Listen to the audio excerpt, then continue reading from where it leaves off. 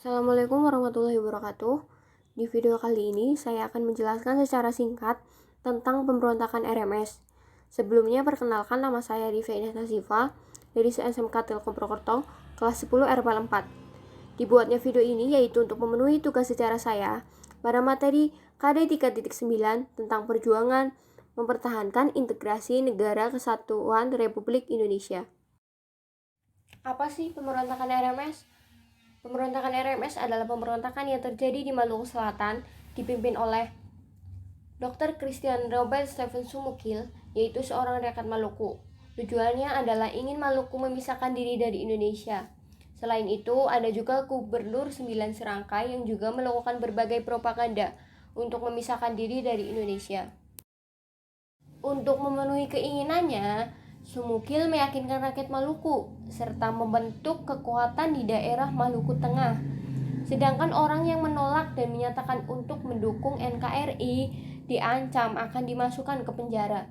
Akhirnya Republik Maluku Selatan diproklamasikan pada tanggal 25 April 1950. Di sini Manuhutu sebagai presiden dengan Albert Fairisal sebagai Perdana Menteri.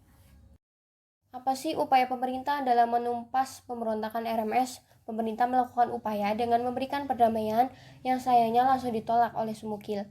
Kemudian mengirimkan sebuah misi perdamaian yang mana dalam misi tersebut terdiri atas dokter, politikus, pendeta, serta wartawan. Namun ternyata misi tersebut tetap ditolak. Pada akhirnya mulailah di mana dilakukan agresi militer agar dapat memberantas gerakan Republik Maluku Selatan. Pasukan tersebut diberi nama dengan sebutan Gerakan Operasi Militer 3 yang diketuai oleh Kolonel Kawilarang yang pada saat itu memimpin sebagai Panglima Tentara dan Teritorium Indonesia Timur.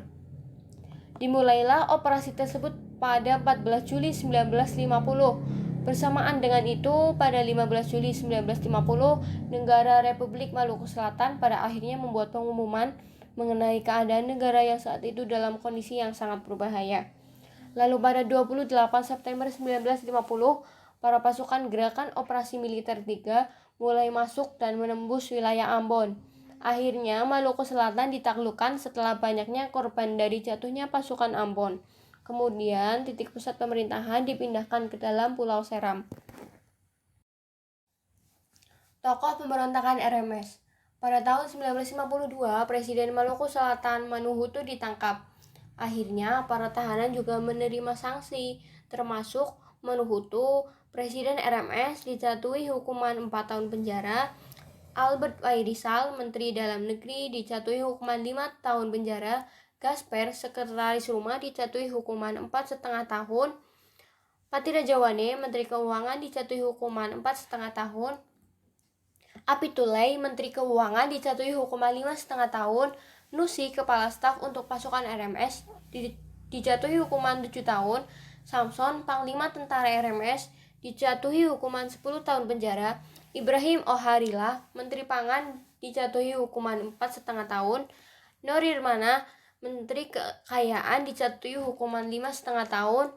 Pesuariza, Menteri Informasi, dijatuhi hukuman 5,5 tahun. Patirajawane, Menteri Kesehatan, dijatuhi hukuman 3 tahun penjara. Peters, Menteri Transportasi, dijatuhi hukuman 4 tahun penjara.